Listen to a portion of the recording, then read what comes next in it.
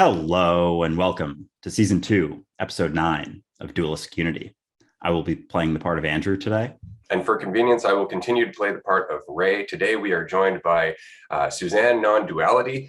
Suzanne's going to tell us a little bit about the character that she plays, how she came to this part of her journey, and of course, what drives her a little bit. Suzanne, thanks for joining us. And we'd love for you to introduce yourself to the audience. Yeah, nice to be here. Introduce myself. Oh God, what to say? Yeah. I guess, yeah, this character has just been on a spiritual journey for like 8-9 years or so. But it's only recently, very recently, that like I heard the radical non-dual message.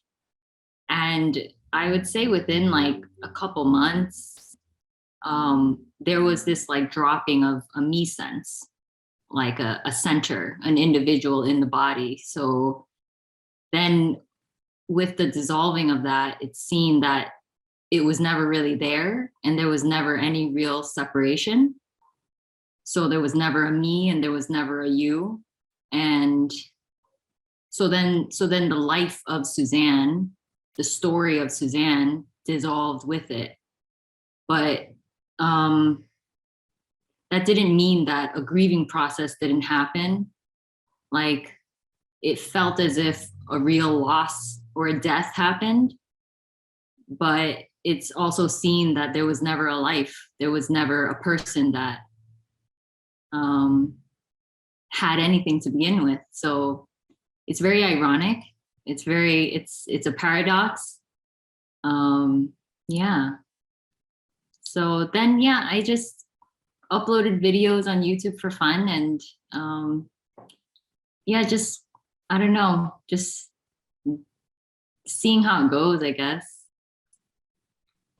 Fair enough. Yeah, I resonate quite closely with that, especially just the last few months part of it, because I think that's been a similar time frame for myself. And to say that it hasn't been turbulent would be a complete and total lie for sure, as Ray can attest to. We text all the time about it, and I've sort of felt like I've gotten on the other side of it, though it's still a moment-to-moment process and dealing with, especially in the society we live in, I think, with so much identity involved. But yeah, and there was a point that I texted Ray, I wish I had never come across this understanding. I really wish that I hadn't. And I actually just got done listening to your talk with Leonard from Spontaneous Miracles. And you mentioned that during that sort of process of understanding, there's a part of you that was like, I wish I never knew that. Why is anyone talking about this? This is such a jarring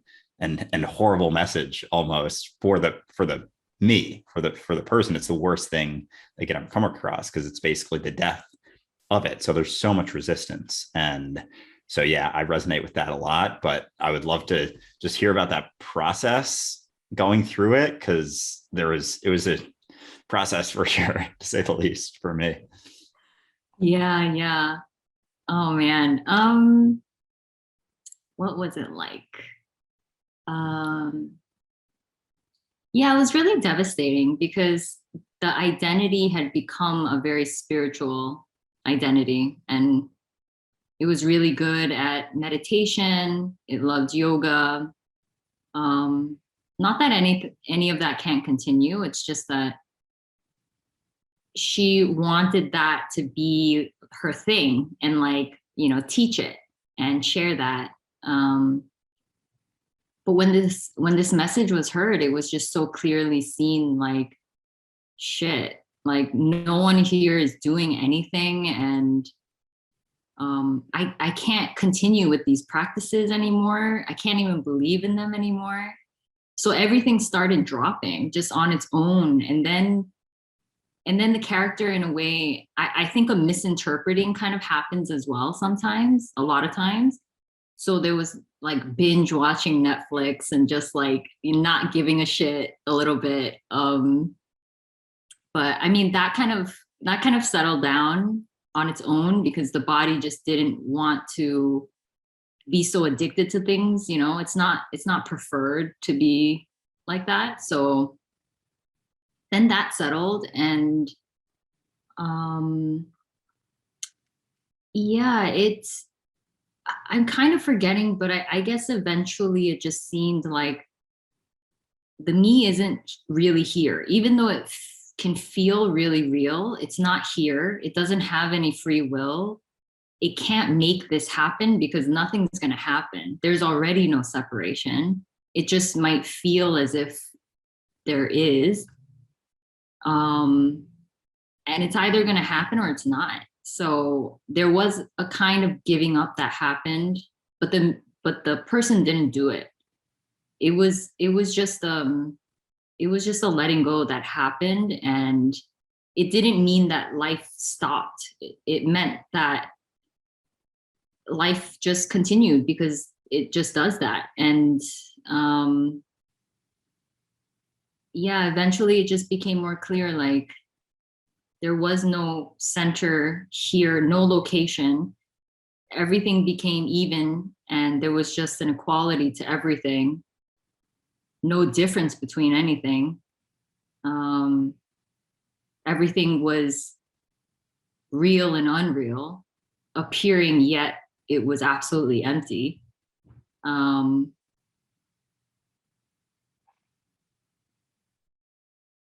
Yeah, and there were remnants of habitual things like, is this it? Am I awake? But I mean, that, settled as well. And that was also just this. It's just energy. So yeah, nothing was really taking that seriously. And it just didn't matter anymore, whether it happened or not. It's just like, just is what it is.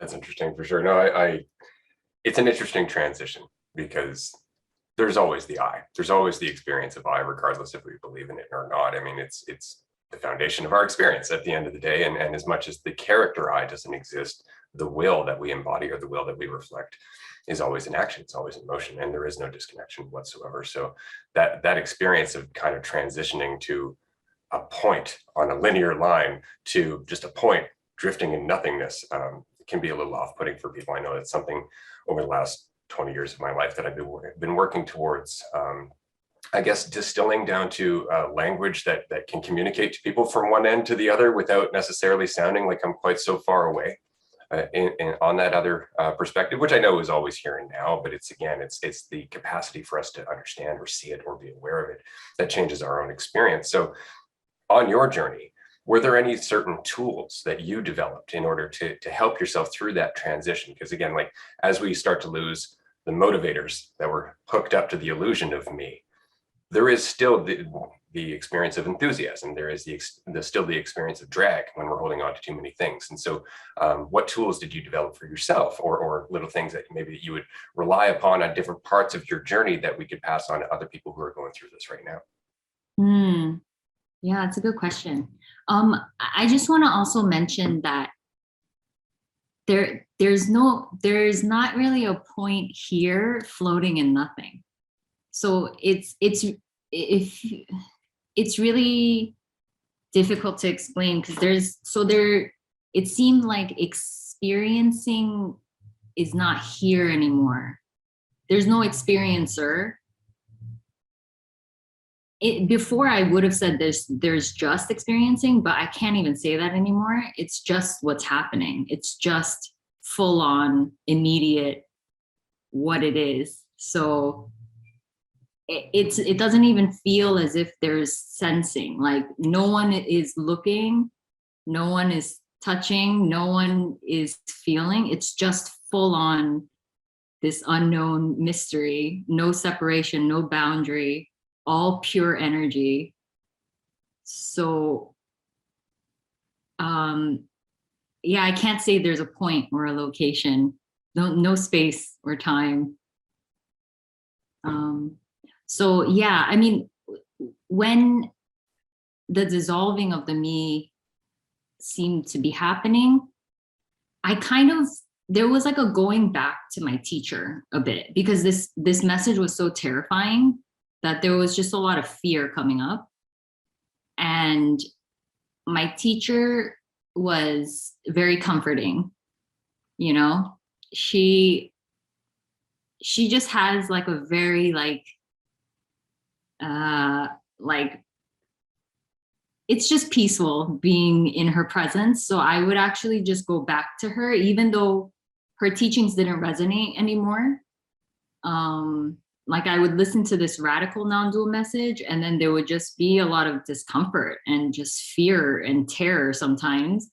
So then I would just go back to my teacher, and even though it didn't make sense anymore, because what she was speaking about was very dualistic. It was very, you have free will. And but even so, I think just energetically, it just felt very comforting.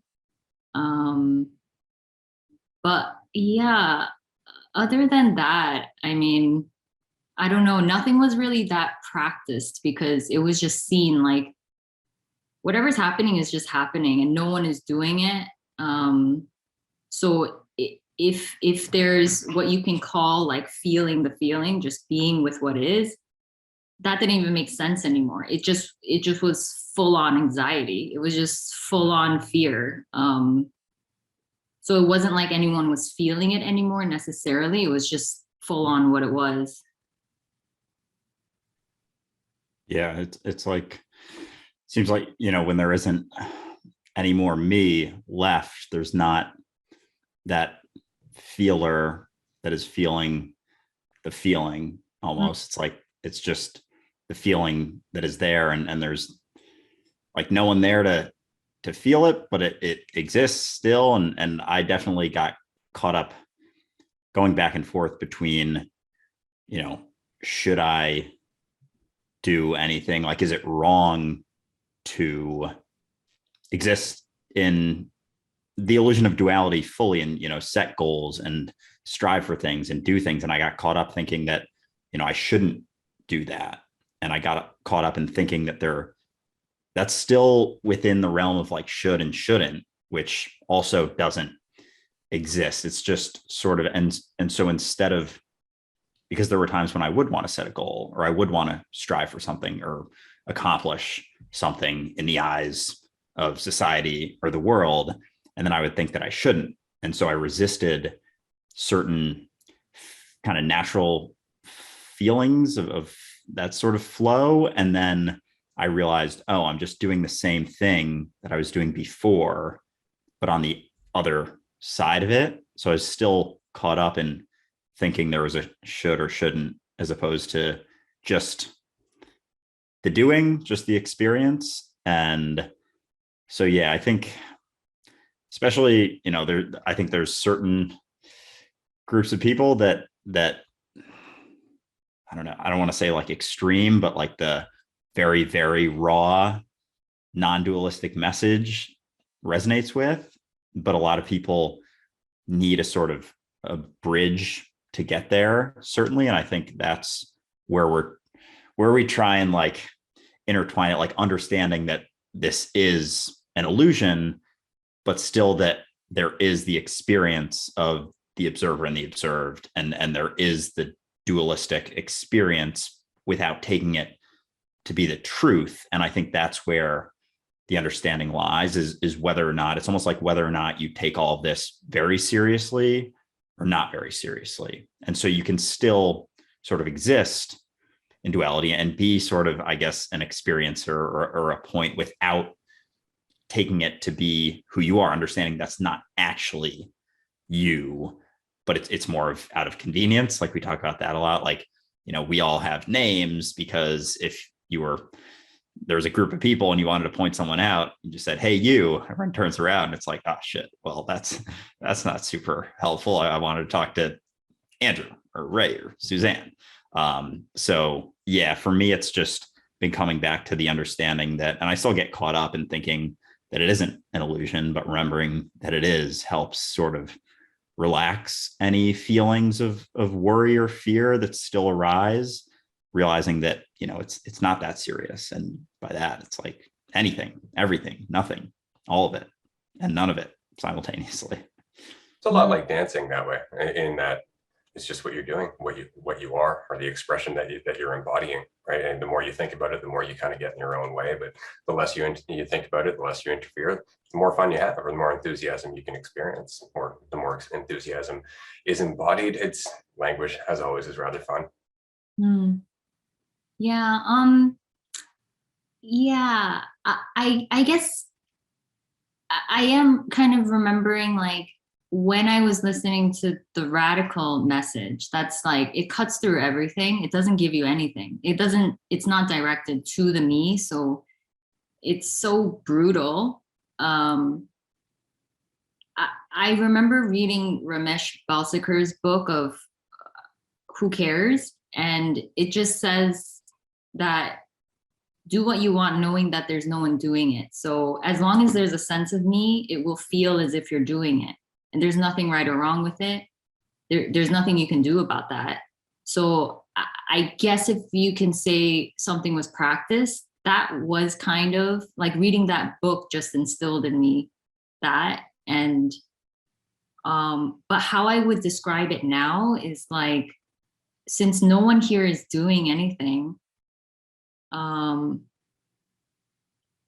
it's just full on what it is. So there can be what we call thoughts and emotions and actions, but those are just words and descriptions, and it's full on just, there's no progression, there's no cause and effect. So there's no real experience of a person doing or feeling or thinking anything. It's just what it is. So yeah, there's no one here maintaining anything. It's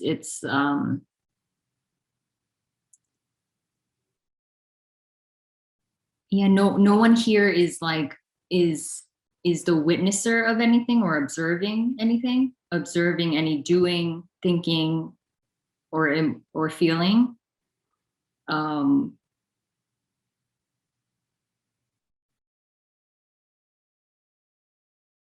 Yeah, so I can't even say it's the flow of life. It's so not in time. It's so immediately just vibrant aliveness. And no one is here witnessing or observing anything. I get that. On the other hand, everyone is here witnessing and observing everything, because it's all the same awareness, right? It's all the same nothing experiencing itself, however you'd like to describe it. This is where words kind of get in the way, right? Is that we can say that no one is here experiencing, but then that invalidates the experience that we're obviously communicating or having, or just the idea of us talking and experiencing language as a whole. And so as much as that's true, as much as there is no duality, there is still the experience of duality.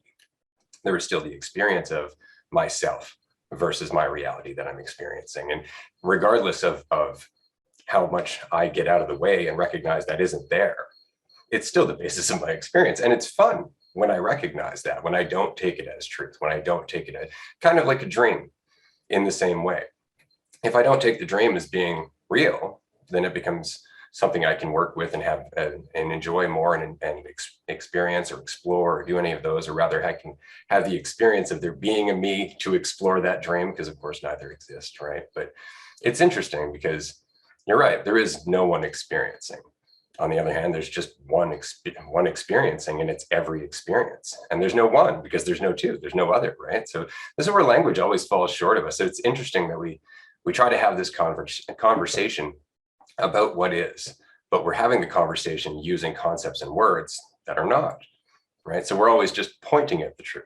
We're always pointing at the reality. We're always pointing at the insight, as it were, rather than ever communicating it. That's why I liked Krishnamurti's expression that the messenger is always a traitor, because regardless of how we try to communicate it, it's always coming across dualistically. It's always coming across in terms of language. And so it's really up to the perceiver, or the person that we're talking to, however you want to describe them, to take it in to the best of their ability. So yeah, just live it, be yourself, recognize it to the greatest of your degree. And as much as we have no influence and nothing is nobody's doing anything, there is still movement that we experience within the whole. And that's paradoxical in itself. Yeah, I think too, just with everything comes back to how you define yourself, sort of, is what I've found. And, initially when I realized that I'm not Andrew, I'm not this character or the story, the first recognition I had was I was worrying about all these things that happened in the past, worrying about them happening again in the future. And I realized, I recognized I don't have a past. And I imagined for a second that I didn't have a past. And I was just aware right now. That's it, without any past. Like I actually didn't have any experiences before this moment. And it felt really good. And it felt really free and very light. And then it hit me like, if I'm not my past, if my past doesn't exist, then Andrew, this idea of Andrew is nothing more than everything leading up to this moment, this awareness right now, that maybe I'm not Andrew. Maybe I'm just aware of this sort of character and its environment and, what is. And I sort of lived in that for a couple of months. And then it wasn't until I started talking to Ray more, because that sort of awareness of Andrew was still very egotistical and still very dualistic, because it was still subject to a specific point, but without the definition of myself or the identification with Andrew. It was like, well, there's no longer a limit. It's like I went from being in a really small pool of just being Andrew with this idea of this character to being the awareness of Andrew, which is like, a little bit bigger, a little bit more aware. But then when I recognized that without that identity, it's like there is no pool. It's like a edgeless sort of pool. And without that specific identification, that means there are no bounds. And that means that I am existence itself. And it went to this sort of, Ray's used this analogy before, like a sort of tapestry, almost, that everything that here and now is just a tapestry. And there is no separation between me and you or anyone else, but we are still, it's like we're threads on the tapestry that have a sort of, spotlight.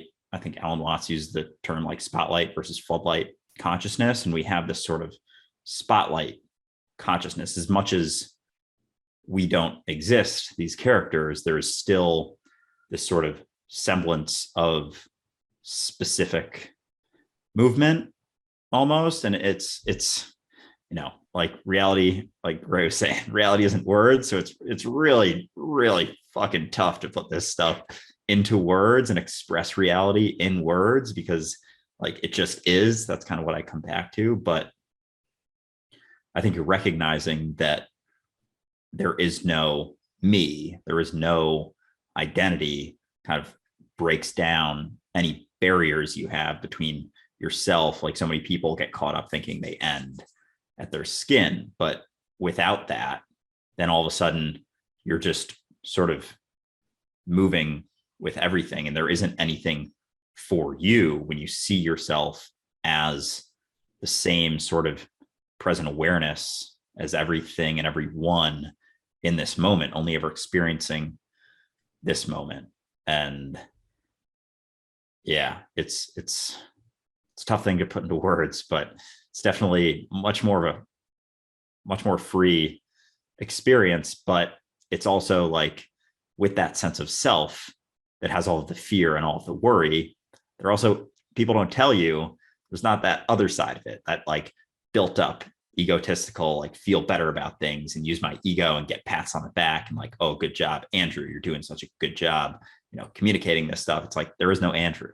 And if I cling to it on one side and feel good when people pat me on the back, it's the same sort of double-edged sword that feels bad about when I worry about something happening to Andrew. So, to let go of the one side, you have to let go of the other. And I think that was the more difficult side of it, was the letting go of that positive side of identification, because you see that it's the same thing. Its identity is the root of any worry, any fear that we come across. And without that, there isn't anything to worry about. There's also nothing to strive for externally for any reason, but there's still the ability to do so without any sense of value derived from it or tied to it.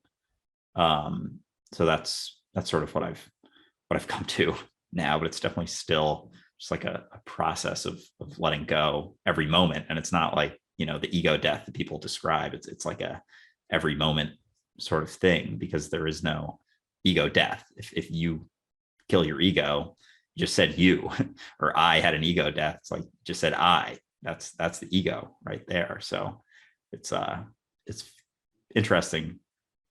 It can be difficult to try and communicate for sure. Yeah, I wouldn't use the word awareness, just because the sense of me is a whole body contraction that is very difficult to really know exactly what it is, because you don't know that it's there until, in a way, it's gone. So what can happen is that when you do practices of awareness, or when there's a concept and belief that everything is awareness, that you are awareness, or all of existence is awareness, it seems, as at least here, it seems like the sense of me, which is just an energetic contraction everywhere, it can identify as awareness, as this bigger consciousness. So in a way, it kind of, it's relatable to that sense of me. So it can identify as it, and it doesn't know that it's doing that. At least that's what's seen here. And so I wouldn't use the word awareness to describe this. I would just say words that are more not easily identifiable, like empty fullness, or nothing everythinging, or full on immediate vibrancy. So yeah.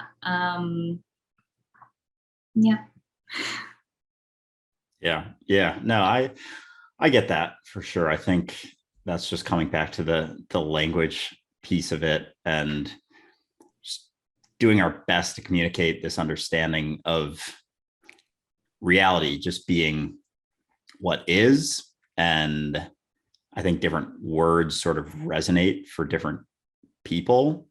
And yeah, like I definitely understand what you're saying. And like, we talk about this all the time. And I think it's tough to communicate this, sense of reality, and what we, there's not even a we, because there is no separation, and that's sort of implied in that statement even. But yeah, it's I get it for sure, but it's can be tough to get across in words and in language.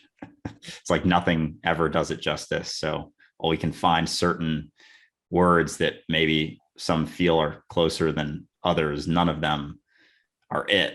So I think it's more so almost the conversations being had than specific words that are chosen for it in a way.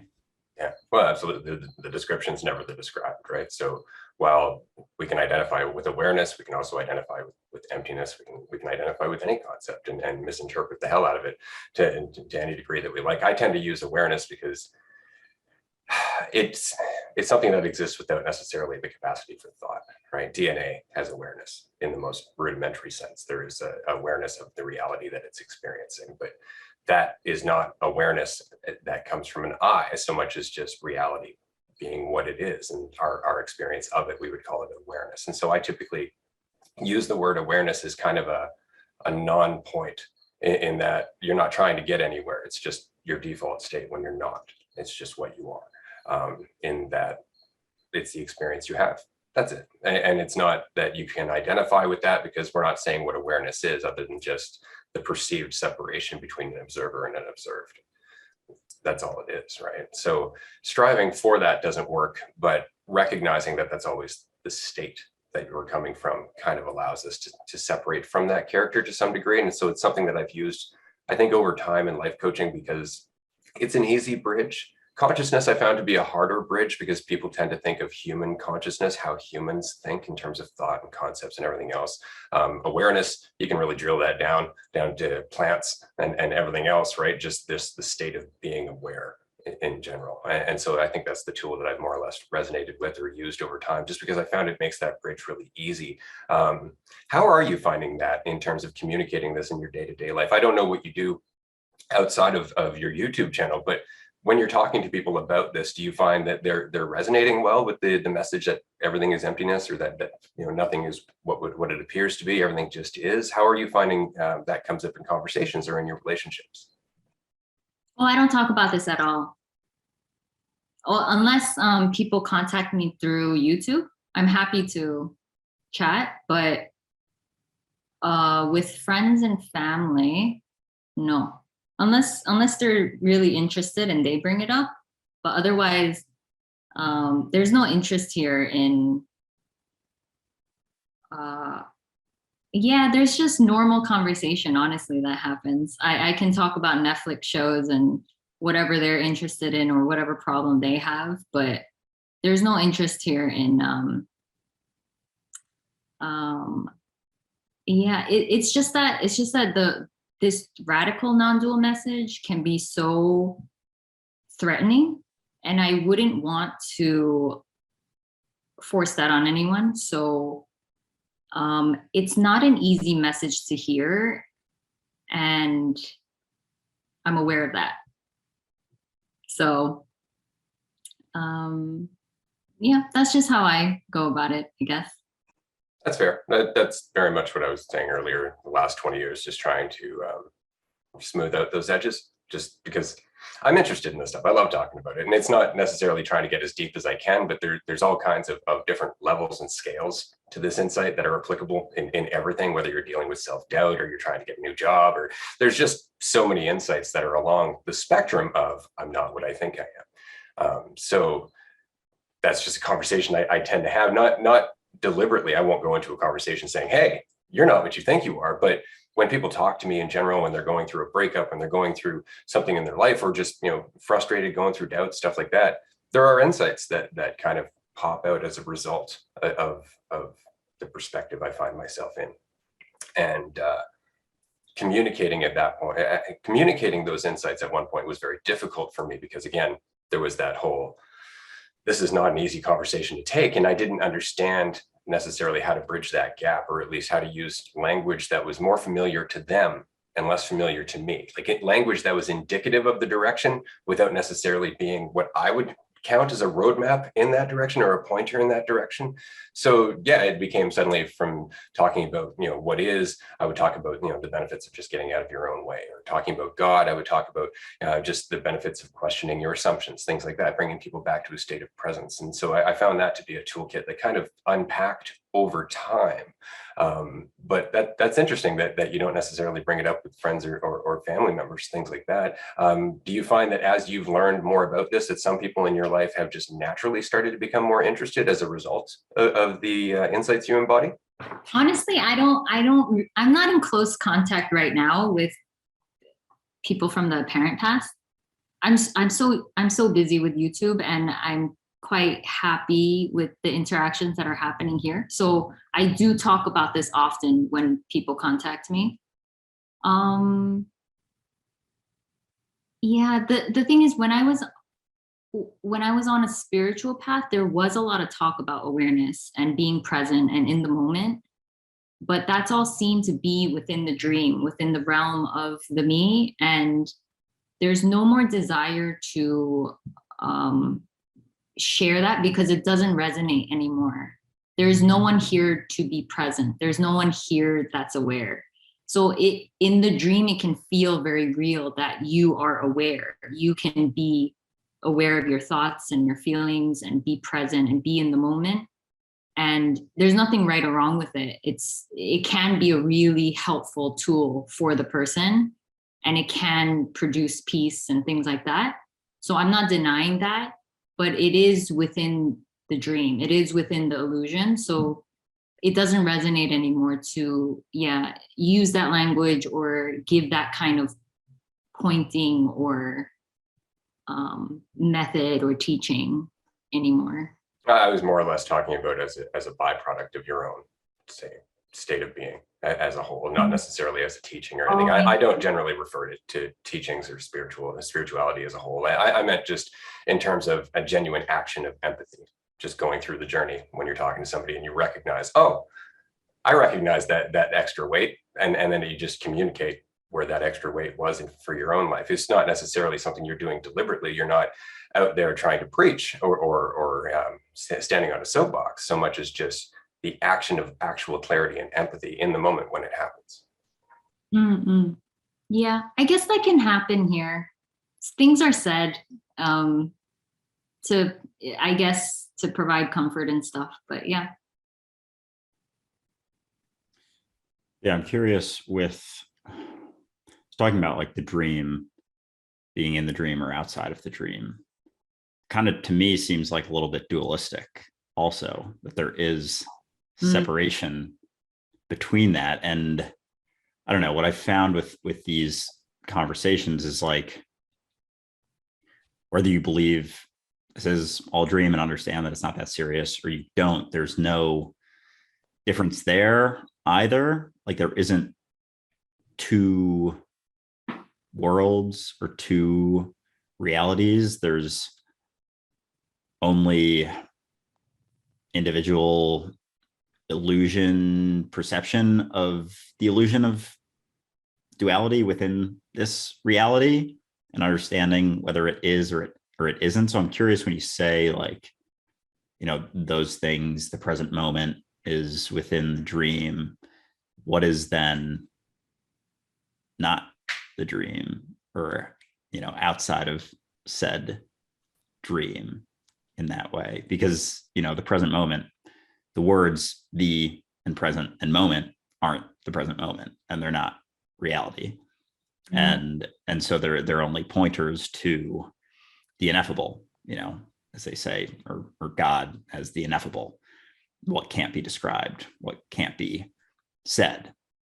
So nothing is, it's like everything is within the dream, but it's not, because it is a dream. But yeah, I'm just curious your thoughts on some of that. Yeah, it's such a good question, because you're right. The way that I just described it, it seemed like there was this me that was separate from this wholeness. So the wholeness, the me sense is this. So it's just a description of what is seen when this energetic contraction dissolves. There is no more time. There is no more present moment. There is no more now, because it's just infinity. It's just beginning and end simultaneously. This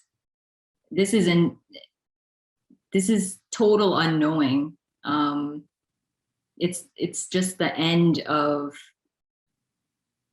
progression and cause and effect, which can't be understood.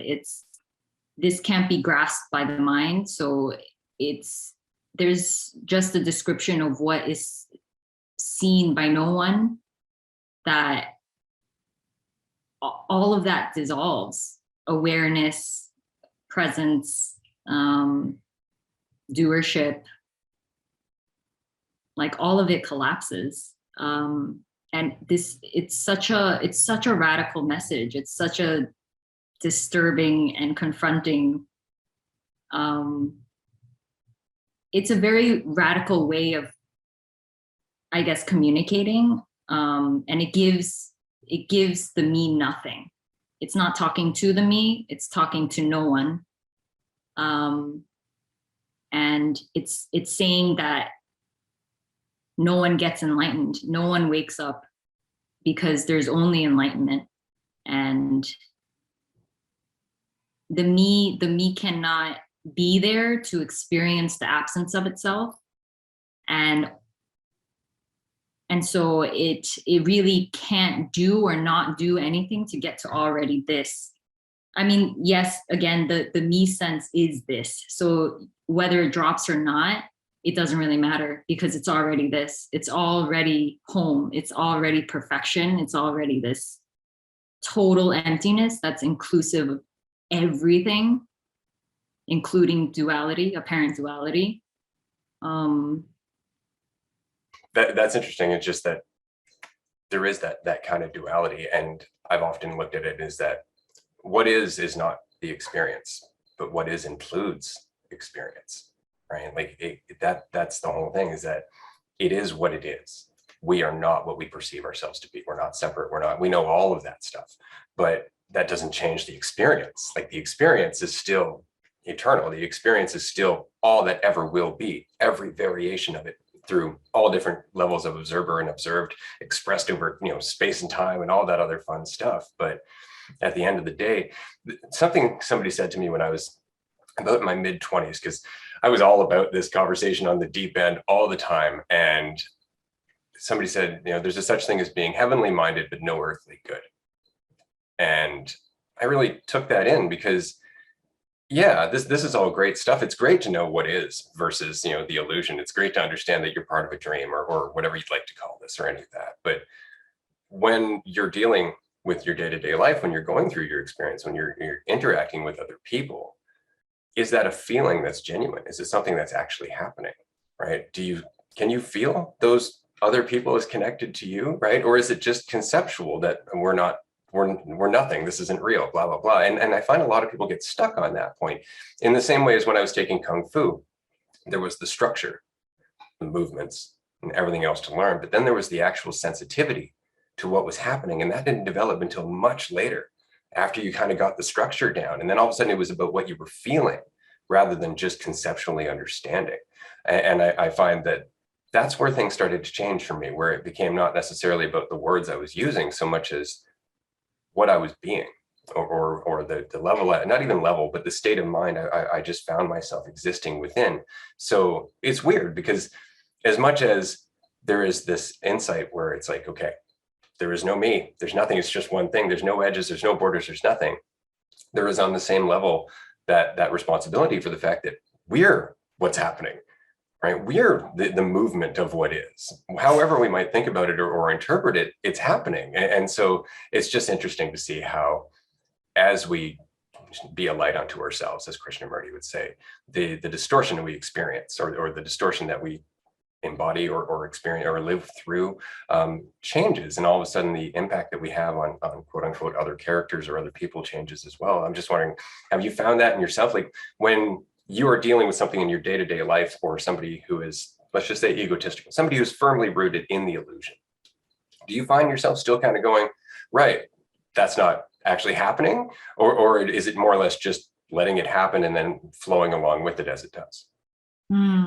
Yeah, that's a really great question. So it's, so I feel like there's a little bit of a, this message is so radical that it's not referring to the me or the character that is apparently, going about life and apparently interacting and all of that stuff. So in one sense, the radical message is just a description of what it's like without the me sense. So it can sound very dismissive of the person, of the me that is, or let's not say the me. So even if the sense of me dissolves, there's still this apparent character with all of these tendencies, but it's also nothing appearing as this character. So this character can have preferences of not wanting to see another person suffer. And so something can happen. Words can be said, action can apparently be done. So that can all happen. And there's a preference here to spread more of the positive rather than doing harm to others. So that still continues. That's part of the conditioning here. And that's preferred, that's encouraged, but it's not necessarily better or worse than the quote unquote bad, because what's seen here is that within the play of everything, it's just full on what it is. And there's never really going to be just the good. So there's this seeing, like, it's the full on spectrum of everything and anything. And again, if there's murder, there's a preference here to not see someone harmed.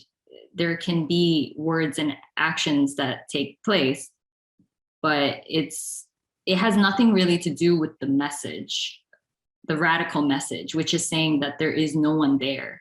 There's actually no one who is in the body being a murderer. Like, that is just what is happening. And this can be really misinterpreted by the person and taken, it could be very offensive, but the message is just saying, like, there's no one in the body and there is no body. It's nothing appearing as this apparent body that has this conditioning and these preferences and characteristics. This is like the destruction of everything. It's birth and death at the same time. This is nonsense. It can't really be understood. No, but it can be embodied and expressed. And I guess that's the point, is after a certain point of going through this process, it's just what you are, right? And I think it's interesting because you say that this message isn't for the I, but there would be no message without the I, right? Like the I and the message necessitate one another, because without the I, there's no message to give, right? And so it kind of goes, part and parcel. They're both the same thing. So no matter what the message, no matter how you deliver the message, it will always be received by an I, regardless of the fact that it's expressing what I is not. I would say that yes, the sense of me can hear and interpret this message, but it's really a resonance. It's really no one talking to no one. It's nothing speaking about nothing. So no message. Because for the message to be, there has to be a listener, right? Well, there's an apparent brain that can have all these functions, and there's the experience of the listener. I guess that's what I'm saying, is that as much as none of us are what we're experiencing, we are what we're experiencing, right? Like, as much as it's not what is, it is all what is, right? Like the experience of being Ray isn't the reality of what I am, but it's the reality that I experience, right? The perceptions that I have of Ray are the reality that I experience. And according to how clear I am about how much of an illusion this is, that experience changes. The interactions I have change, right? Like we were saying how spreading positive messages, quote unquote, is a preference. But positivity and negativity don't exist outside of the illusion of I, right? Outside of my preferences. So it's more or less what's operating. If we're operating in a state of clarity and empathy without walls and illusions and concepts to break us off, then that experience in itself is immediately unifying, which I guess we would label as good, right? Whereas the more we get locked up in our idea of ourself, our idea of what should be done versus what we are, the more we get locked up in our ego, basically, the more distortion we cause, the more damage we embody, just because that's the state of mind that we're in. That's the reality that we've walked into, or that we're expressing, or that we're reflecting, however you'd like to say. So it's just interesting to me that as much as it is just what it is, and there is no influence, and everything's just doing what it's going to be doing for eternity. So there is no end result to this. There's no mass awakening, as it were. That doesn't take away from our experience as what is, in terms of which direction we're going, or which direction we feel ourselves going towards, right? And again, I understand what you're saying is there is no I, and that's very true. But the I that I'm not still gets hungry and looks for a sandwich. Yeah, that's the apparent body. It still has all of these wants, needs, and desires, and that apparently continues. There's just no one owning and claiming it. Just what's happening. I'm claiming it was a good sandwich. Yeah, I feel like there's, like, as much as there isn't, experience and nothing happening and no one here, like there is also. And it's like that is the I don't want to say crux. It's language sucks, but it's like there is still the apparent experience. There is still the conversation being had here and now. So going back to just the idea of presence or present moment or whatever, that doesn't exist within time. Time exists within the moment. The moment is not describable. It is not understandable by the mind, but it still can be pointed towards. And without identification of the self, there is still, that is what you are, what I am, is the eternal changing now in every single moment, that things happen within. Like there are no doers, but there is the experience of a doer and that which is done. And there is the experience of the observer and the observed. And it isn't, it may be an illusion, but it is still an experience being had. And I feel like to cling to the idea that there isn't is almost clinging to an idea. And it's something that can be conceptually expressed, sort of, but the reality is the experience and the actions and that which is being done here and now, which isn't a concept. It isn't an idea. Reality isn't words. It isn't anything that can be described. It can only be experienced. And even saying something like experience is still, using a word to describe something that is indescribable. So, but whatever it is, just is. And there are still things happening, whether it's within or without. Within or without aren't even good words to use, but it's just here, which is nowhere, because here can only be expressed through a dualistic expression of something, there being a background, like pointing to a point on the map. There has to be something behind it. So saying here on an infinite, tapestry is nowhere. Also, so saying that you are here or you are nowhere is kind of the same thing once you get it. Like once you get, what we're talking about and everything happening here in this conversation, it's like the words you choose to use almost don't matter as much. And it's just seeing through that. And there is nothing to see through, but it's still the best I can do to express it in a way. So as much as there isn't anything happening and there is no one here, there is, sort of. And it's kind of saying the same thing when you understand that it's not the truth, I think is what I'm getting at. Yeah. Yeah. So I think this message can also sound really dismissive.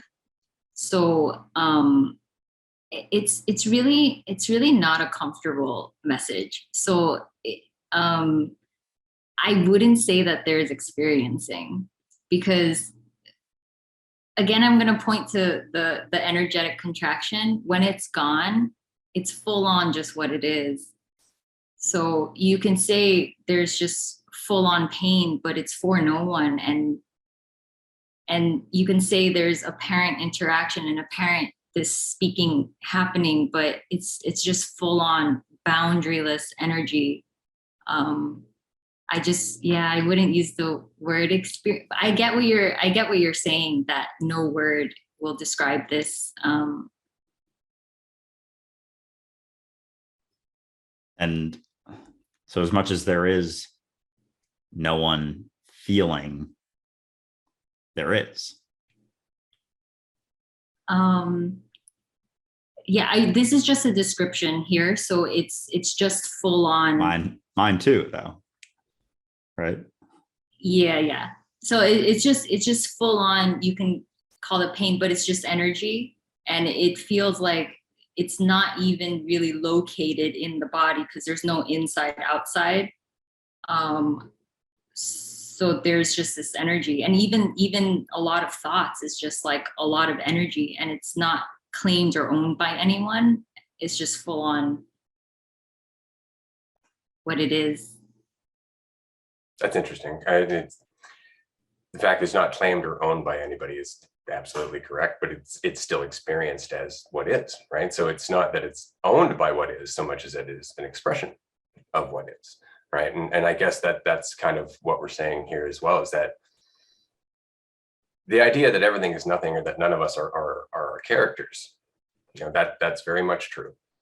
Absolutely. But if you wanted to really break it down, then that means that we're all just what is, right? Like even the experience of having this conversation is part of what is. Each and every moment within this conversation, each and every sound on its own, all of this is just part of what is, right? And we're just experiencing the sequence of that in terms of how it's expressed for our particular variations of the character, right? But that's the thing, is that it's always what is experiencing the division from itself, or experiencing the perception of the division from itself. And so as much as it's true that we're all nothing, we're also everything.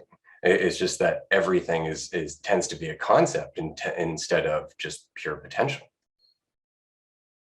And I think too, whether you say nothing or everything, there's no difference there, because like what I was just saying is with the background and needing something relative to another. And you can express this in different ways with things we talk about in our society, things like, tall and short, skinny, fat, rich, poor. There is no objective in any of those, just like nothing and everything. There is no objective way to express that in reality, really, besides conceptually. Like nothing is just a word, everything is just a word. There is no objective rich versus poor. It's all relative to how you see things, and from your perspective, sort of that spotlight consciousness. And same with, to say that I'm a skinny person. It's like there's no objective there. It's all relative, and to be nothing or to be everything, so difference, because it's relative. Something within everything or something within nothing is the relativity to that. And I think that is where, the illusion comes into play, is everything within, whether you say nothing or everything, is the experience, which is nothing or everything, or whichever word you want to use, but it still seems to be something, I guess, is the best way I can say it. It seems to be something within nothing or something within everything, but we know it isn't. Like we know that it's not. And I think that's where the understanding comes in. So whether, whatever term you want to use with less identification, it's just the realization that whatever seems to be isn't, but it still seems to be. Yeah, and everything goes full circle. I'm just going to say this quickly in terms of it making sense, right? Because the dream of reality is the definition of real. So you can't really play with words like dream and real, or illusion and real, right? Because there is no such thing as unreal. I would say it's the unreal reeling. So it's simultaneous. It's nothing, everythinging. Yeah, that's totally fair. I'm with you, because language, but yeah, it's just, I think it just comes back to, it isn't what you think it seems to be, but it isn't so. And however you want to express that, it just comes back to understanding that it isn't the truth. This experience is happening, sort of, but it isn't the truth. We sort of feel like, we cling to sometimes a little bit of identity, and it's useful. The idea of ego, we've expressed this before, is sort of your ticket to experience the illusion of duality. So a lot of people get caught up in talking about ego death, or saying how ego is so bad and they want to kill it and blah, blah, blah. And it's like, you need your ego to experience this illusion of duality. We wouldn't be able to refer to Suzanne without some semblance of ego. If I said, what do you think of this? Neither of you would know which one I was referring to. So it's just the sense of self, though it isn't the truth, is still sort of the ticket to experience. And while it isn't the truth, and it only seems to be real, it isn't real, but that's okay too. And there isn't a right or a wrong with that. It just is. We just are. And there isn't really a great way to say it, but it just is. And the experience is only what seems to be, though it isn't what actually is. It's not the truth.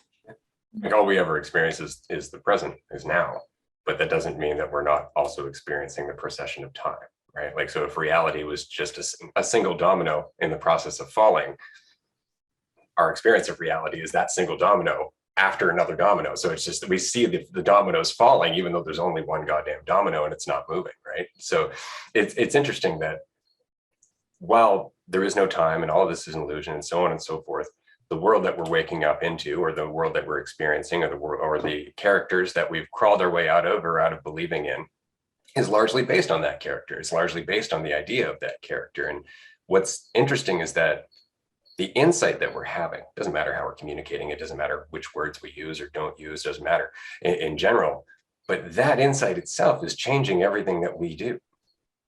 Just the fact that insight is, I don't know, expressing itself through us, or embodying itself through, however you'd like to say it. I'm not going to say that we're inspired by the insight, because we are the insight at the end of the day.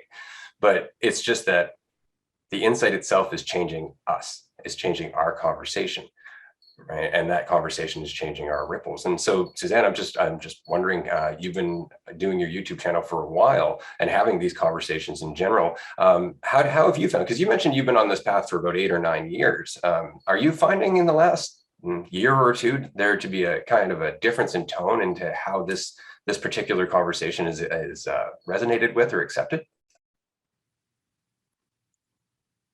By people I communicate with, you mean?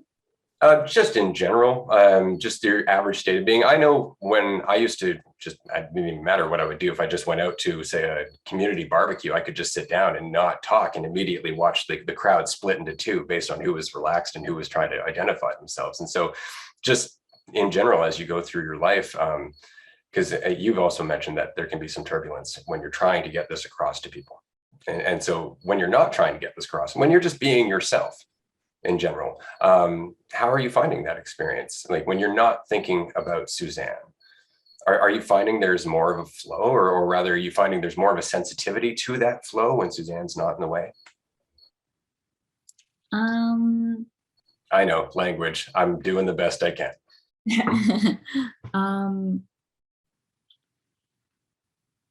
I think I don't know if this is answering the question, but there's it seems like there's a big difference between, so I wouldn't even use the call ego. I don't really know what that is, but I'm just going to refer to the energetic contraction. So before that, when I was on a spiritual path, it did feel as if I was in flow, as if I could be present and I could be more aware and feel more at peace. So that seemed to be the experience. But I would say after the the me sense dropped, which it never really does. But after, it doesn't seem like someone is living life in flow. It's just full on what it is. And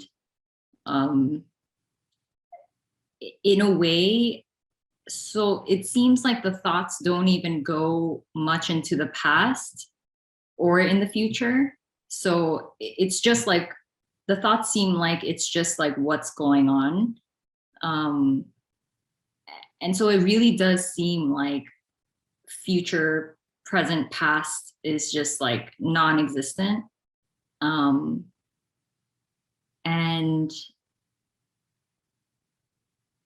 yeah, I guess it's very hard to describe. If I'm interacting with someone, it's yeah, apparent words are just spoken, and there's not really a conscious effort of how it should go or anything like that. And then afterwards, it's kind of as if it never even happened. It just disappears. So yeah, I wouldn't even say that it's a flow or anything. See, I would describe that as the definition of a flow. That's perfect, because there's no me holding on to anything. There's not even something you're flowing through. It's like a water droplet trying to figure out, where am I in the river? Right? So you are the river, right? There's no way that you can measure that progress, or you can measure that conceptually at all. So no, that was a great description. That's very much akin to what I experience most of the time. It's just, I'm just doing whatever it is, and then before I know it, the day is over, and then I'm doing whatever it is in a dream, and nothing really changes from one experience to the other, except the stability of the story. I guess you could say. Like, I know in Ray's story, there's a certain time that I wake up and go to work and do all that stuff, whereas in the story that exists when I let go of Ray, when I go to sleep, for example, it's just another story. Same character, well, not same character, same I, different characters, right? So it's kind of an interesting thing that it's just a flow. Life and a dream are very much the same. And it's interesting that you're experiencing that. Yeah, I certainly find that there's a lot less. And I guess, when you're saying that too, like no past, present, future, it's kind of the present, right? It's the best way we can, in this illusion of duality, express the experience of what is here and now, and whether you prefer awareness or not, the awareness of what is here and now, whatever semblance of, however I can see this computer screen in front of me and hear your voices and comprehend them, and in whatever way that is. But there isn't, I find myself when we do podcasts or something, for example, this is very much sort of that flow state where it's nothing is happening, and yet words are coming to me, and I'll start talking without any idea of where it is going, but it goes and it continues, and words continue, and sometimes it makes more sense than others, but here we are. And afterwards, I can almost never remember what was said during it. And I find that just in conversations in general, without a sense of me, there is no concern for how it is being taken or understood. There is no hope or desire with it in any way. It is just being expressed for the sake of being expressed, and just a conversation for the sake of a conversation, without anybody there to say it or experience it. But it is still happening, and it is much more that flow. And whether flow is just another word, but it's still, I think, the best way you can express kind of existence without the illusion of duality. And when you sort of become that which you are doing, like I am speaking, it's not that I am Andrew who is speaking, it is I am speaking. Like I am the act of speaking right now. Whatever you are doing, whatever action, verb you are performing is what you are, because there is no separation. Speaking couldn't happen without me. So there is no separation between them, and it is just being expressed, for no one or for myself as everything. So whether it's no one there or everyone there, it's kind of same thing. And saying everyone, I understand there's a lot of identification because you kind of think of, the 8 billion people on Earth or something like that, but it's, everything it's still like things that are separate almost. So I guess no one might be a better term in general for that, but it's the infinite everything and nothing expressing itself to itself for eternity in the present moment, which are again all descriptions which are never the described, but I think we're kind of on saying the same thing, just in our unique perspective and languages and things we have come to understand it through. But again, I think it's above all else sort of the conversation more so than the words being chosen when it comes to this sort of and the application. I would say in the application, and if that's the one thing that I found more or less over the last 20 years is really the biggest obstacle to a lot of people is getting past the cerebral stuff to the point where it is actually just what you are. It's no longer a journey to that understanding so much as just the basis of your existence, the basis of your experience, right? And that doesn't take away from any of the other stuff you can experience, but it certainly changes your perspective of what you're doing and why you're doing it and what's real and what's not and everything else. So it changes your motivators. And I think that's a large thing or a large obstacle for a lot of people is the idea that there really is no motivator. There's no carrot and stick when you're free of your character, as it were. So it's more or less just what it is and what you're doing. But that freedom in itself is kind of its own reward, as much as it's not a reward, it's just what is. It was interesting. I was having this thought the other day, just kind of making dinner. I kind of had a little laugh about it too, that as much as I am the observer observing my reality, I am also my reality observing me, which I find really interesting.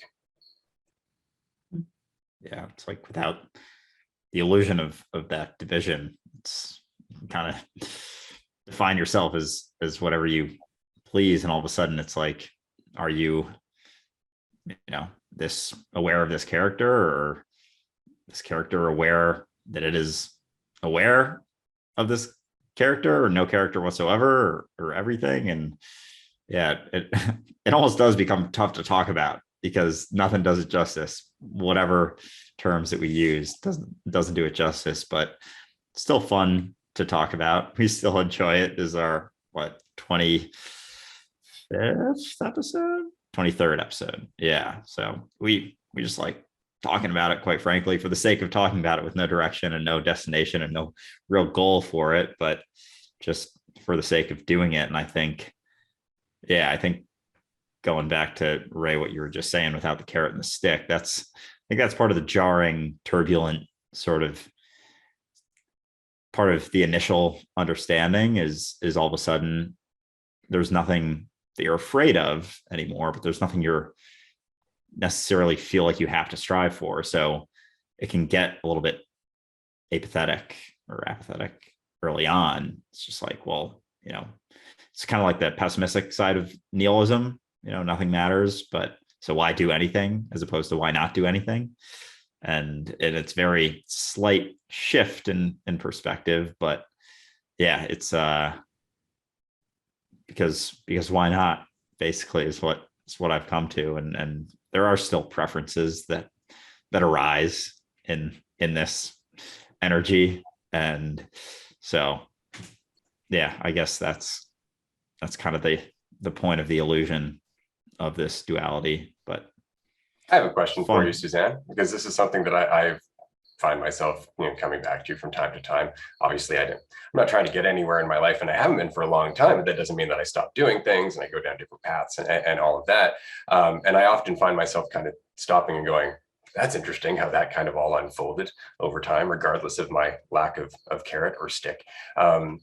What do you think about the emergence of your YouTube channel? Because I'm very curious about that, because obviously it's just being expressed through you. You're doing it because you enjoy doing it, but the timing of it, the timing of the insights being expressed through you, the people who are listening to you, the people who are commenting, even the person who contacted me and said, contact Suzanne, right? That has to be interesting to you because there is no motivator. As you said, it's just what you are. It's just what you're doing.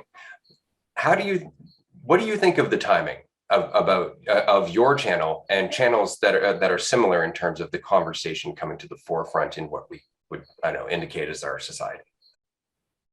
Mm. Mm. Yeah, it's exciting. I don't know. Honestly, there's not that much analysis around it, but yeah, it's exciting. I haven't been on social media in so long, so it's quite it was quite intense in the beginning. But yeah, it draws a lot of people who are very interested in this. So that's very nice. But it's also been interesting to see how much hate this message also attracts. So I mean, that's been kind of nice to see, like, how I would deal with that. And yeah, and I completely understand why. And so yeah, I guess just for like the character, there's been a lot of growth apparently. I guess a lot of toughening up, a lot more not caring about what other people think. It's more like the praise is really appreciated. It's not everything is so light though. The hatred is also light. So yeah, it just is what it is. And obviously there's a preference to, resonate with others and things like that. So yeah, it's just been overall very fun. It's been a real joy to just express. That's awesome. And I wonder about that because I feel the same way, right? Like, but is it a preference? Is it? Because it's obviously what I'm doing, right? And regardless of how I think about it, regardless of how I might identify it being as my preference, it's the action that's happening. It's what is, right? So that's part of the tapestry, regardless of me trying to take ownership for it. Like I might say, well, I enjoy doing dualistic unity, but there's no me, as you've said, right? So that's really interesting to me because that indicates an action that I'm part of, right? And I know part of isn't exactly accurate because it implies some separation, but it's just interesting to me when I see, because I came out of a pretty deep depression and social anxiety and everything else. I was depressed for about a decade and I had a lot of reasons to be, but there was a path. There was kind of a commonality or a common thread out of that hell to awareness, to freedom, or whatever you would like to say it. And I see the same thing happening collectively. I see the same thing happening on a larger level. And so as these conversations are kind of coming about and people like you and me and Andrew are saying like, well, I guess it's just because I enjoy it. Is it? Is it just because we enjoy it? Because the timing in conjunction with all these other conversations by people who enjoy it seems really interesting to me because I had this conversation 20 years ago. It was not this well received. I was running from people with torches and pitchforks half the time, expecting people to throw fruit. Now it's like collectively we're almost emulating an individual who is at the tail end of an addiction. And they're almost willing to listen to the voice of reason a little bit more. Or rather, it's almost like they're having that insight in themselves because we are that person, we are that addict, we're thoughts within that addict's mind, right? So yeah, I find it really interesting that there is no us, and yet we're preferring to have this conversation. We're enjoying it. We're feeling the enthusiasm that drives us towards the next one, and that just kind of indicates a cascade. But of course, that's not possible because everything is now. Yeah. Yeah, I guess it's cool. But yeah, in a sense, you are right. Like it does seem like this message seems a lot more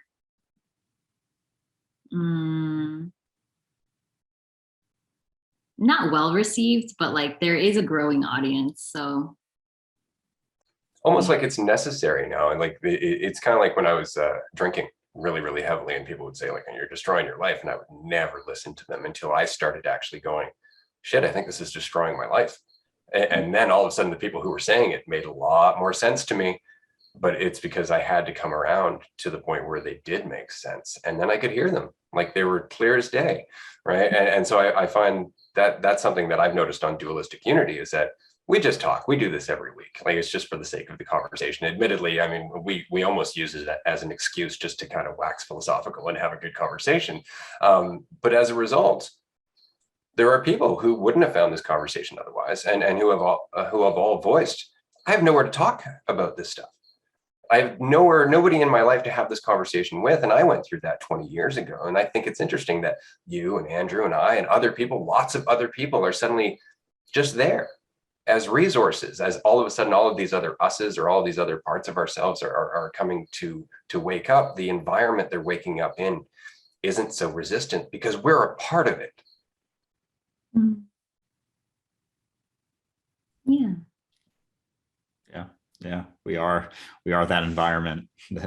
So all you have to do is to change that environment, is, change yourself, or this idea of you that you have not control over, but something there, maybe. But yeah, I'm curious with the YouTube stuff, because I'm on pretty much every platform out there and have a decent audience on TikTok. That can be a ruthless place. I don't know if you've ever delved into that, but it's kind of funny just how, because people, there's a lot of people on it and they can hide behind anonymous usernames, no profile picture. It's not like as much Instagram or Facebook, or I guess YouTube's kind of similar. People can be anonymous much more easily, but yeah, it's funny coming across those people who are clearly very identified with a state of mind or a point of view.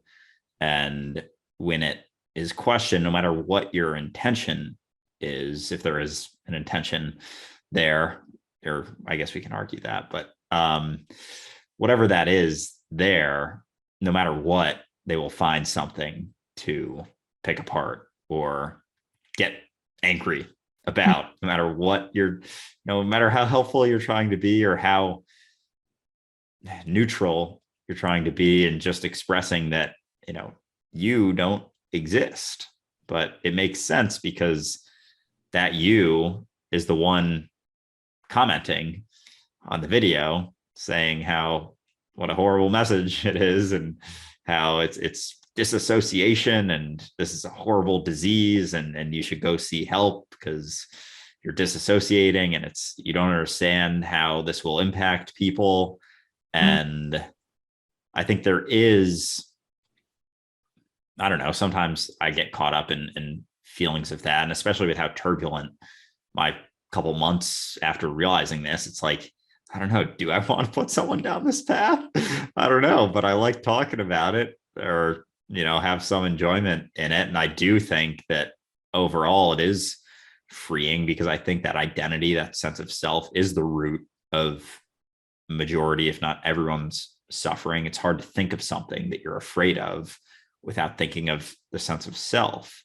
So do you wrestle with those thoughts ever, or what kind of messages do you have, like common responses, something like that, where someone's like, this is a terrible message, and it's clear that they're coming at it from a very dualistic, sort of egotistical perspective? Yeah. In the beginning, I think there was a lot more energy, so I would respond. But now it just seems like if it just seems like pure hate, I just delete it, because I don't have the energy anymore to even attempt to respond. There's no interest anymore. But yeah, in the beginning, it seemed like there was like, oh shit, do I want to continue this? Because it's like, this is a lot. And and there was also the thought of like, do I want to spread this message? Because it was, it was horrific at times here. So yeah, going through a death of you that it doesn't really happen, but it feels so real and it feels horrific. To die before the body dies is not an easy thing. So there are times where I wouldn't wish this on anyone. There are times where I'm just like, yeah, just continue living your life. This is why I don't speak about this with people who aren't necessarily interested or directly asking me, because there is no interest in putting you through a death before the body dies. So it's okay. It's, you know, you do you. That's fair. And so as a life coach, often, because I called myself a life coach, but I'm obviously not, I would have to put it on my cards because there was really no other way for me to identify that people would look up my service. It's not like we're going to look up, you know, some guy who knows things. And so I would put life coach and they would come in, and it would very much be about just coming to terms with the fact that they're invested in a benefit that's causing their consequence. That's it, right? And as soon as they could see, oh, there's a benefit to me going down this road of questioning myself, it became a different conversation. But until they see the benefit, until they actually understood, because they're still in the carrot and stick mentality, right? So you're almost enticing their ego to destroy itself, right? In that you're just saying like, everything you want, everything your ego is promising you, you know, intelligence, freedom, flexibility, creativity, blah, blah, blah, all exists beyond the ego, beyond your belief in it. And all you have to do is start questioning it. And all of a sudden their ego, not realizing that it's, you know, counteracting itself, starts going, yeah, I want more of that. Perfect. Let's start questioning why. Short circuit almost immediately. And it's because what we're talking about, while you can take it to its extreme end, which I always enjoyed doing. I used to go to churches and mosques and all kinds of stuff just to kind of have this conversation on the deep end. The more applicable stuff, which is the same, it's the same conversation, right? But it's just taken to specific circumstances, whether you're suffering through anger or frustration, or you're suffering through being codependent or anything else. It always comes back to that same, you're not what you think you are. You are not the character that you're committing to, that you're over committing to in terms of energy and attention and focus, and trying to establish your sense of value from that. And so, yeah, over time, I think what I found is that very big tool to get to the deep end can be broken up into tiny, tiny little tools that are infinitely useful along the path as that person's kind of moving in that direction. But it's always just kind of finding the parts of their story or the parts of them that's already going in that direction, because typically it's there. Even on the extreme end of depression, there are little things from moment to moment that's kind of a glimmer of that person trying to see the other direction, trying to see their way out of the illusion. So I found that the insight we're talking about at the end of the day is a lot like a Swiss Army knife. It's just more or less getting the sensitivity for what part of it is the right tool for the job, or what part of it fits into the conversation seamlessly without it being forced in there. I don't know if that's just something I've experienced over time, where conversations become a lot easier. I'm not trying to get anywhere, and yet they seem to be more effective for the person I'm talking to. Just wondering if you've experienced the same.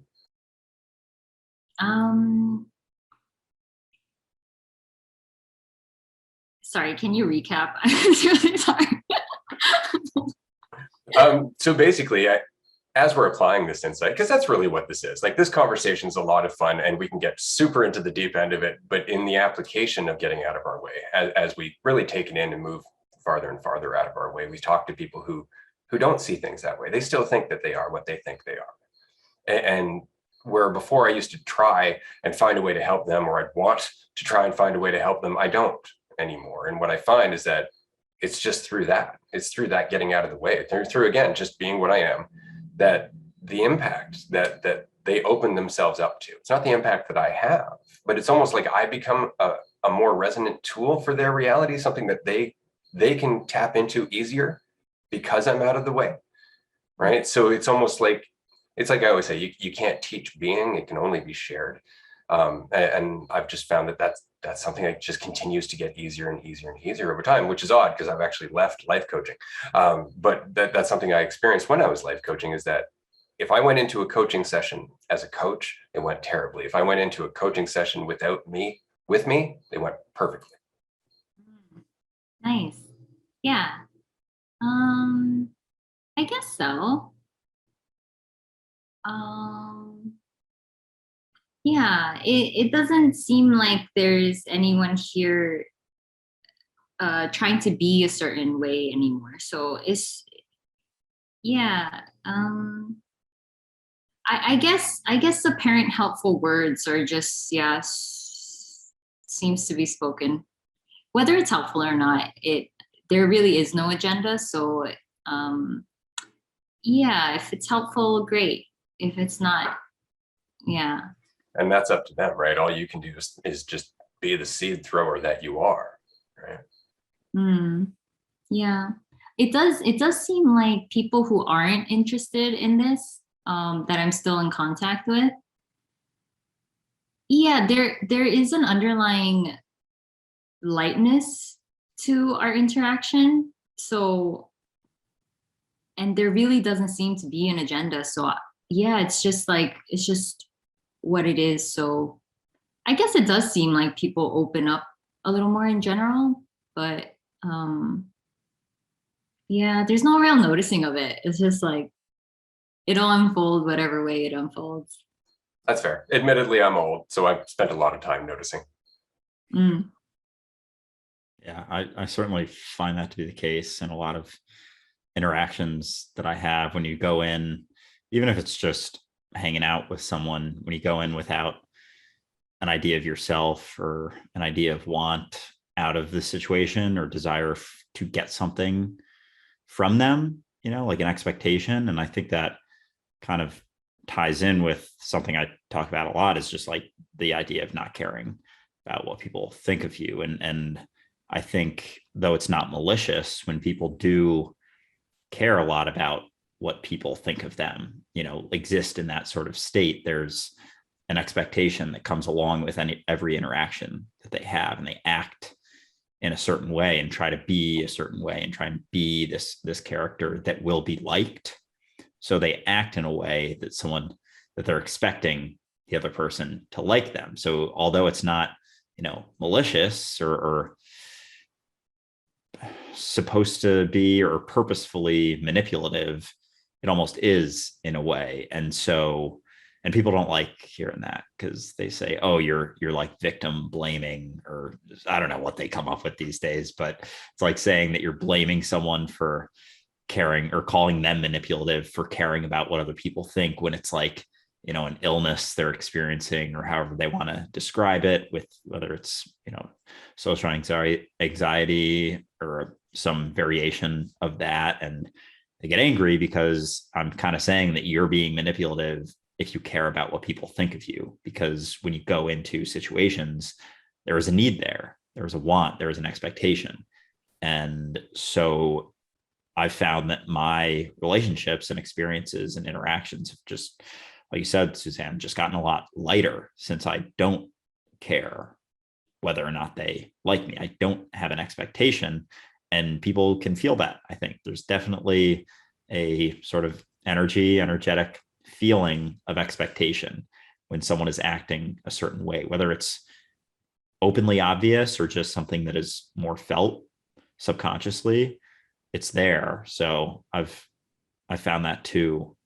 And as someone who used to care a lot about what people thought of them, I've definitely had a noticeable shift. So I'm kind of curious, before you, maybe while you were in your spirituality phase of 8 or 9 years, kind of before sense of me dropped off, were there certain specific things you struggled with or wrestled with a lot, expectations, or whether it was, familial expectations or friends, or certain senses of nervousness, things like that? Were there things that like that you dealt with before that you remember specifically?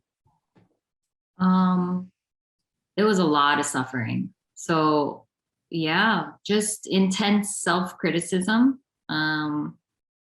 social anxiety, depression, self-hatred. mm, you name it. I feel like a lot of trauma, Uh, mm, yeah, health issues. Yeah, I feel like there was a lot. Yeah. Did you find specifically for the health, because that's something that interests me. I almost feel like, I feel and look healthier without so much fucking identification all the time, and such a strong sense of me, that it's like stress is such a sickness, and resistance is almost a sickness that we've become so accustomed to. Did you find that your health markers, whether you actually measured them or not, or just feelings, kind of got better in this sort of state transition in a period? Hmm. Um, yeah, I would say so. Um, I guess it's a little bit hard to distinguish because before the sense of me dropped, I was so dedicated to my teacher at the time, like maybe for 7, 8 months. I wasn't really working either. It was just meditation and self-inquiry and being devoted to her and God, and it was intense. Um, and kind of like, I guess, allowing trauma to come up. So I mean, it was really painful, but by the end, the apparent end, it seemed like there was just a lot more peace. But there was still this seeking energy, which was the sense of me. It was still seeking wholeness. It didn't feel like it was enough still. Um, so then when the sense of me dropped, there wasn't a lot, it didn't seem like there was a lot of trauma in the body. It seemed like it was energetically, it was processed. So I wouldn't say there's a huge difference because of that. And also it just seems like now there's no one here really assessing and comparing so much. It's just like what it is. So if even if the body feels a little sick, it's just like what it is. So it's either just taken care of, or apparently I eat a little healthier, or like I exercise. There's not a super analysis of like what's happening. It just happens. If the body's in pain, it happens. So but yeah, I guess in general, like, yeah, the body seems to feel better.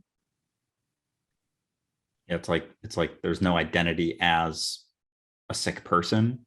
It's just sickness arising. I've definitely felt that as well. And there's, without so much attachment and worry about feeling sick, it's like it almost like inevitably doesn't stay around as long. So one more question before you.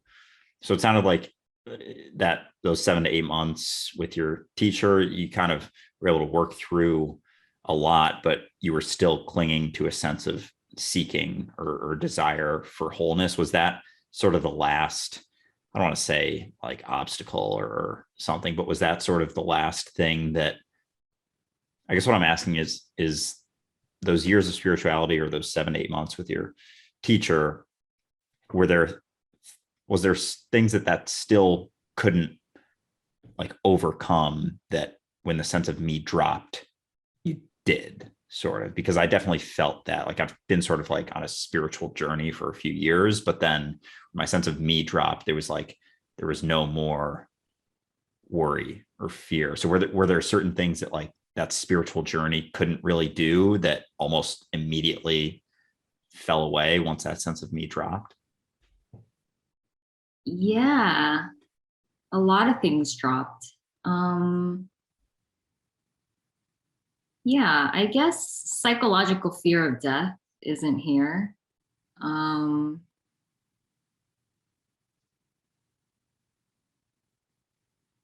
everything has a lightness to it. So even when there's heartbreak and immense pain, there's a lightness to it. So I'm having a hard time remembering exactly what dropped, but a lot dropped, a lot. And there's not really a remembering right now, but there's just there's an okayness to everything and anything. And there can still be immense heartbreak and crying, intense pain in the body. But there's an underlying okayness with it.